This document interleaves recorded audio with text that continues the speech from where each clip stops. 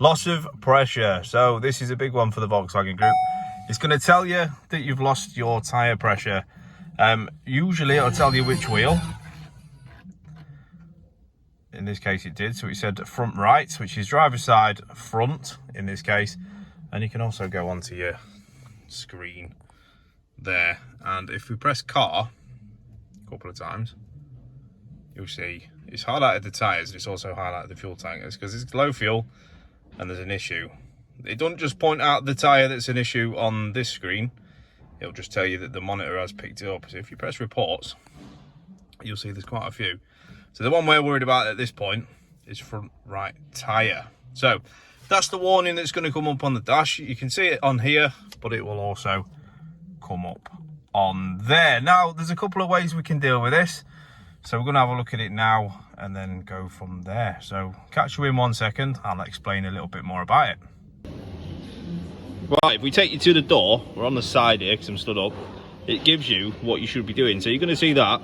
It tells you how to set it.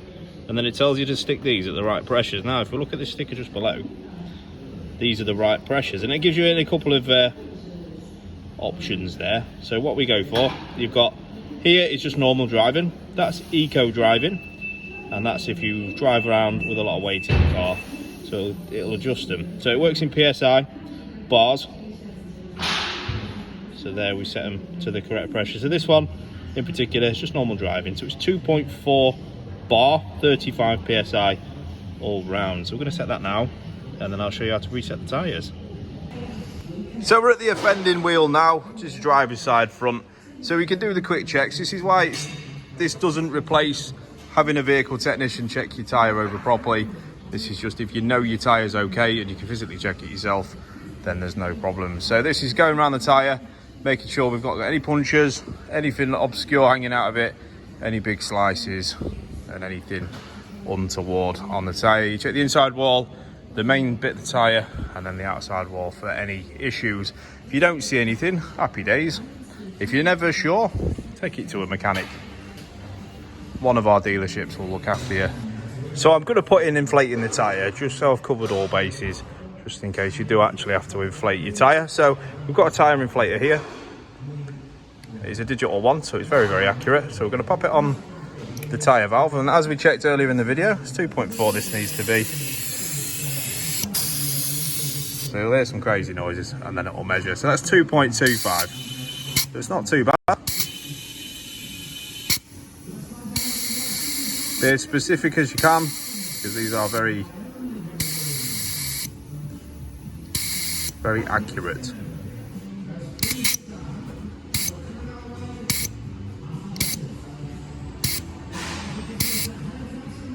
.4. So now we know the tyre pressure is okay and there's no issues with the tyre. We can now set the tyre pressure monitoring inside the vehicle. Right, we are back in the car. So hopefully you've seen the beginning of the video and you can see that we've done the tyre pressure. We've checked there's nothing obvious wrong with the tyre, and now we're in the vehicle to reset. So you've obviously got that light there just above my finger, which is a universal tyre pressure warning light. And then back over to here, we're still on that screen you saw earlier on in the video. So all we need to do now is we're totally sure we've checked all 4 tyres, we've corrected all the pressures, made sure everything is all okay. We just need to go on to settings down there, tyres, and set the pressure. It'll ask you if all 4 tyres match the required values. The values are on the sticker that I showed you earlier on in the video as well. Make sure they're all the same and do that. And then you'll get a little banner, tyre pressure stored. Over to the dash, you'll see that warning light has now gone out. Fantastic news, really easy to do. I advise checking your tyres every week. And if you do have a continued issue with your tyre warning light coming on for a particular tyre, take it to a dealership. Take it to one of the Virtue centres, one of the Bristol Street centres, and we can have a look for you, advise you what's needed, advise what happens next, and keep you totally safe. So again, every week, just check your tyres, check it against the sticker on your car. You will find that either on the door or in your fuel flap. It'll tell you exactly where you need to be. And just make sure you're safe, guys. So that being said, thank you very much. I hope this has helped you identify a tyre light, make sure everything's okay, and carry on your journey without having to worry about booking it in at a dealership, unless there's obviously a reason to, wasting time, and obviously getting you on your journey faster and cheaper. Just a little quick ad in the end. Checking your tyre pressures is also very, very good for fuel consumption.